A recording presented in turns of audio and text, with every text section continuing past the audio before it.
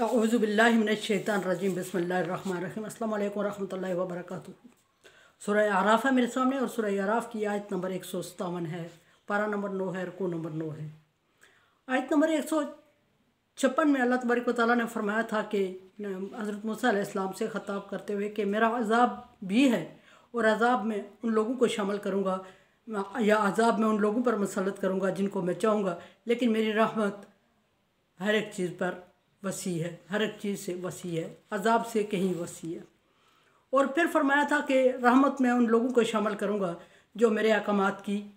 पैरवी करेंगे। और अहकामात बयान करते हुए सबसे पहला हुक्म जो फरमाया था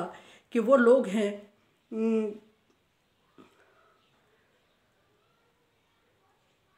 यत्तकूना, जो अल्लाह से डरते हैं, यूतून ज़कात, ज़कात अदा करते हैं, और जो मेरी आयात पर, मेरी निशानियों पर ईमान लाते हैं, यानी उनको मान लेते हैं, उनमें हुज्जत नहीं करते, उन लोगों को रहमत में शामिल करूँगा।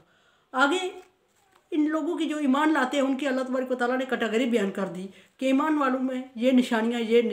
खासियत पाई जानी चाहिए, और अगर ये औसाफ पाए जाएँ तो समझे कि वो ईमान वाले हैं और समझे कि वो मेरी रहमत के हकदार हैं।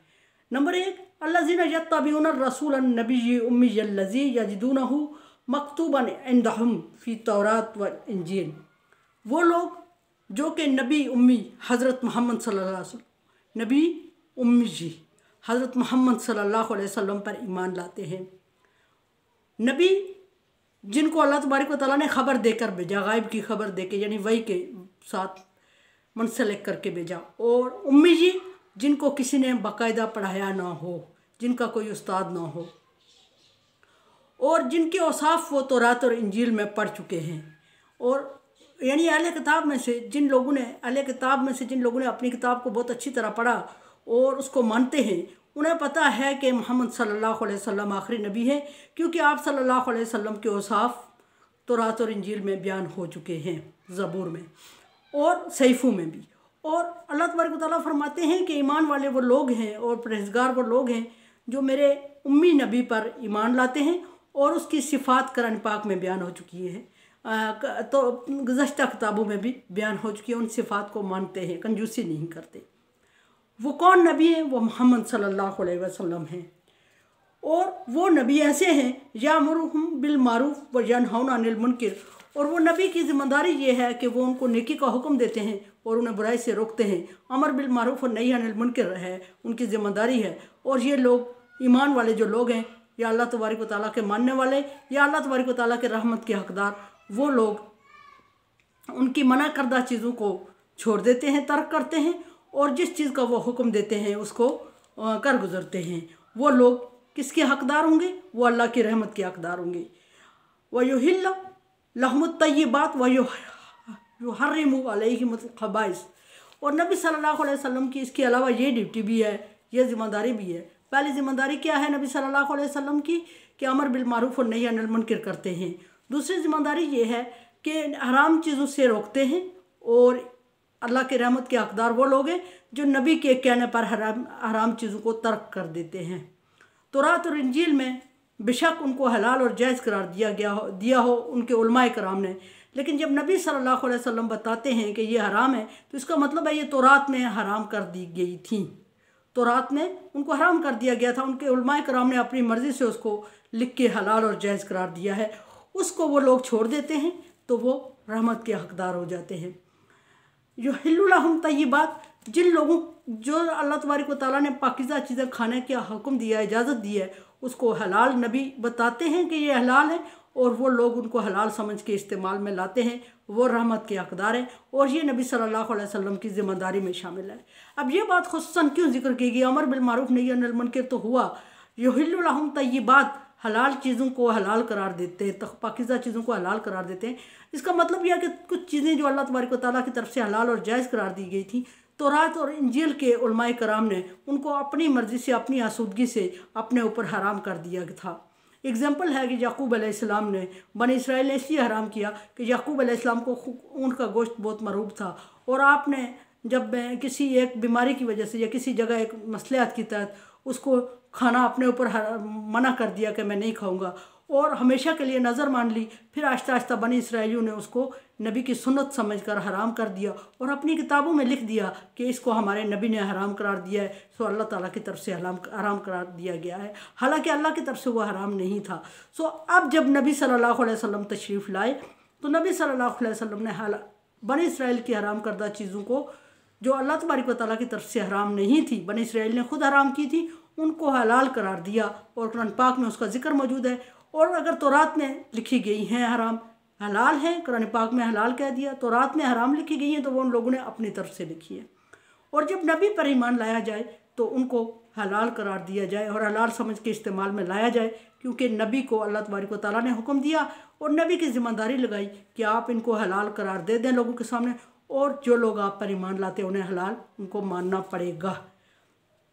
और उनको इस्तेमाल में लाना पड़ेगा। और जिन खबीस और नापाक चीज़ों को उन्होंने अपनी लज्जत के लिए, अपनी ख्वाहिश के लिए उलमाए कराम ने तौरात और इंजील में हलाल और जायज़ करार दे दिया था, उनको नबी ने हराम कर दिया, क्योंकि वो अल्लाह की तरफ से तौरात और इंजील में भी हराम थी। अब नबी सल्लल्लाहु अलैहि वसल्लम की जो ज़िम्मेदारी थी आपने बयान की, और ईमान वाले जो अल्लाह की रहमत के हकदार हो सकते हैं वो इसको बिला किलो काल इसको छोड़ देंगे, तर्क कर देंगे, तो वो उस रहमत के हकदार होंगे जो हर चीज़ को समोलेगी, जो हर चीज़ पर वसत रखती है। अल्लाह तबारक व तआला ने फरमाया मेरी रहमत बड़ी वसी है, मेरा अजाब है उसमें जिसको चाहूँगा शामिल करूँगा, मेरी रहमत बड़ी वसी है और वो उन लोगों के लिए होगी जो ये भी इस कैटेगरी में शामिल है। जज़ा अनहुम इसरहुम व अगलाल अल्लती कानत अलैहिम। नबी सल्लल्लाहु अलैहि वसल्लम की एक आसान ये भी याद करें कि नबी सल्लल्लाहु अलैहि वसल्लम दुनिया में आए और नबी सल्लल्लाहु अलैहि वसल्लम की ज़िम्मेदारी ये भी है कि उन्होंने तुम्हारी कमर तोड़ जो बोझ था तुम्हारे ऊपर उसको तुम्हारे ऊपर से उतार फेंका, और जो तुम्हारे गले में तोक ग़ुलामी के पड़े हुए थे उनको काट डाला। अल्लाह के हुक्म से अल्लाह ने उनको नबी सल्लल्लाहु अलैहि वसल्लम को ये हिम्मत और तौफीक दी और हुक्म दिया। और वो बोझ क्या था? बोझ ये था कि जो तौरात और इंजील में अहकामात अल्लाह की तरफ से आए थे अक्सर लोगों को पता नहीं थे और अनपढ़ लोगों को, और उलमाए कराम ने उनको डाल दिया था, लेकिन वो लोग उस पर अमल करते हुए बोझ समझते थे। और दूसरा बोझ का मतलब ये था कि वो दीन जिसको वो अच्छा समझ के अल्लाह का हुक्म समझ के मान रहे थे वो उनके लिए अल्लाह का हुक्म नहीं था, नाफरमानी थी, और क़यामत तक के लिए वो उनके लिए बोझ था। बोझ का मतलब ये है। और अगलाल का मतलब ये है कि वो लोग ग़ुलामी की जंजीरों में जकड़े हुए थे। इस तरह की ग़ुलामी की कि जो कम लोग पढ़े लिखे लोग थे वो ज़्यादा पढ़े लिखे लोगों की ग़ुलामी में आए हुए थे और उनकी कहने पे ज़िंदगी गुजार रहे थे, और उनकी हलाल और हराम करदा चीज़ों को खा वो सही हूँ या गलत हूँ उन पर अमल किए जा रहे थे। और एक माशरा बेचैनी में पड़ा हुआ था और बेरारवी का शिकार हो गया था और बोझ हो गया था उस पर क़यामत के दिन के लिए और दुनिया के लिए भी। और उनकी जंजीरों में पट्टे, गलों में पट्टे और जंजीरें पड़ी हुई थी ग़ुलामी की। वो अब दीन को सही ना समझने की वजह से ऐसे लोगों के मातहत हो गए थे, ऐसे लोगों की निगरानी में आ गए थे जो उनको तरह तरह के मुश्किलात का शिकार करते थे। फल्लज़ी आमन बिही, और वो लोग उस रहमत के हकदार हैं जो उस नबी पर ईमान लाए कि जिसने उनके गले से ग़ुलामी के तो जंजीरें काट दी और जिसने उनकी कमर से कमर तोड़ बोझ को उतार दिया। उस नबी पर यानी मोहम्मद सल्लल्लाहु अलैहि वसल्लम पर ईमान लाए उन लोगों के लिए अल्लाह ताला की रहमत वसी है। फल्लज़ीना आमनु, और उन लोग बस वो लोग भी वाज़रुहु व नसरुहु जिन्होंने नबी सल्लल्लाहु अलैहि वसल्लम को कपनी, जिसको कहते हैं कपनी दी, नबी सल्लल्लाहु अलैहि वसल्लम को मजबूत किया और जिन्होंने नबी सल्लल्लाहु अलैहि वसल्लम की हर मामले में मदद की, उस रहमत के हकदार वो लोग होंगे। वत्तबिउ नूरल्लज़ी उन्ज़िला माअहू, और उस नूर को की पैरवी की और उस नूर को माना और उस नूर पर चले, उस रोशनी पर चले जो नबी सल्लल्लाहु अलैहि वसल्लम अपने साथ लाए हैं। वो नूर क्या है, वो रोशनी क्या है, वो हदायत क्या है, वो कुरान पाक है, वो शरीयत है जिसको नबी सल्लल्लाहु अलैहि वसल्लम अपने लिए लाए थे, उसकी पैरवी की। अब उलाइका हुमुल मुफ्लिहून, वो ये जो लोग हैं जो इस कैटेगरी में जो कैटेगरीज बयान की गई हैं वो सारे कामयाब होंगे और वो निजात पाएंगे और अल्लाह तबारक व तआला की रहमत के हकदार होंगे। अल्लाह तबारक व तआला ने नबी सल्लल्लाहु अलैहि वसल्लम की ज़िम्मेदारियाँ बयान करते हुए तौरात और इंजील में मूसा अलैहिस्सलाम की कौम का पूरा जिक्र किया, और मूसा अलैहिस्सलाम की कौम का जिक्र इस रुकू में पूरा डिटेल से करने का मकसद नबी सल्लल्लाहु अलैहि वसल्लम को तसल्ली देना और मोमिनों को ये बात समझाना और अहले किताब को ये बात समझाना कि आपके पास अगर नबी आए थे, अगर आपने नबी की पैरवी नहीं की, अगर नबी की किताब के सही अहकामात आप तक नहीं पहुँचे, तो उसकी तजदीद के लिए अल्लाह तबारक व तआला ने एक नई किताब उतारी और नई किताब उतारी तो उस किताब के ज़िम्मेदार हुजूर सल्लल्लाहु अलैहि वसल्लम को पैगंबर बनाकर भेजा और नबी सल्लल्लाहु अलैहि वसल्लम की कुछ ज़िम्मेदारियाँ जिक्र करते हुए फरमाया, पीछे फरमाया कि रहमत के हकदार वो लोग, अज़ाब में वो लोग शामिल होंगे, मेरा अज़ाब है और अज़ाब में मैं उन लोगों को शामिल करूँगा जिनको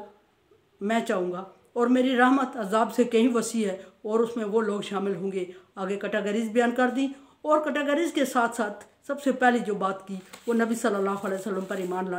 लाने की बयान की और फिर नबी सल्लल्लाहु अलैहि वसल्लम की चंद जिम्मेदारियाँ जो अल्लाह तबारक व तआला की तरफ से तफवीज़ की गई थी आप सल्लल्लाहु अलैहि वसल्लम को, वो जिम्मेदारियाँ मुसलमानों के सामने गिनवाई ताकि मुसलमानों को अगर गलतफहमी कोई हो रही, अहले किताब जो नबी सल्लल्लाहु अलैहि वसल्लम पर ईमान ला रहे थे उनको अगर गलतफहमी हो रही थी कि ये बात हमारी तौरात और इंजील में और तरह है और नबी सल्लल्लाहु अलैहि वसल्लम और तरह से बयान कर रहे हैं, तो अल्लाह तबारक व तआला ने उनकी गलतफहमी के अजाले के लिए बयान फरमा दिया कि नबी सल्लल्लाहु अलैहि वसल्लम जो बात भी कर रहे हैं वो अपनी मर्ज़ी से नहीं कर रहे हैं, बल्कि अल्लाह तबारक व तआला की तरफ से उन पर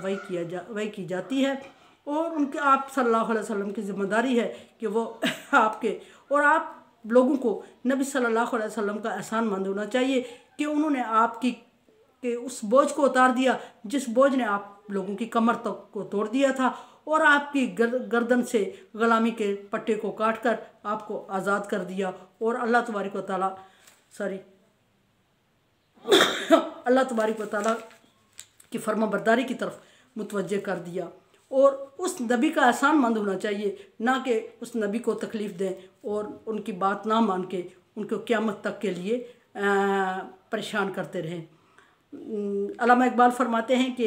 वो एक सजदा जिसको तुम गरा समझते हो हज़ारों सजदों से तुम्हें देता है नजात। गले से तोक काटने और गर्दन से और कमर से बोझ उतारने का ये मतलब है कि सिर्फ़ अल्लाह की तरफ यकसू कर दिया और यकसू करने का तरीका बता दिया और रास्ता दिखा, हमवार कर दिया, वरना तो लोग तरह तरह के रास्ते में बटे हुए थे और भटके हुए थे और इधर उधर एक दूसरों से मदद मांगते थे और हर बंदा बड़ा पढ़ा लिखा या ताकतवर या दौलतमंद दूसरे बंदे को इस्तेमाल कर रहा था और अपनी तरफ अपनी ग़ुलामी में घसीट रहा था। तो अल्लाह तबारक व तआला ने नबी सल्लल्लाहु अलैहि वसल्लम के ज़रिए से एक ऐसा दीन भेजा जिसने तमाम इंसानियत को सारी जंजीरों से, सारे बोझ से, सारी ग़ुलामियों से आज़ाद करके एक अल्लाह का ग़ुलाम बना दिया और क़यामत तक इंसान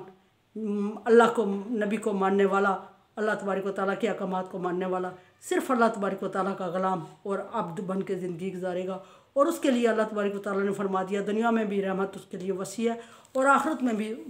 वसियत कुल्ल शैइन, हर चीज़ उसको अपनी रहमत में लपेटे हुए है होगी, हर चीज़ को वो अपनी रहमत में लपेट लेगा। हर उस इंसान को जिसने नबी की पैरवी की, हर उसको जिसने नबी की बात मानी, हर उसको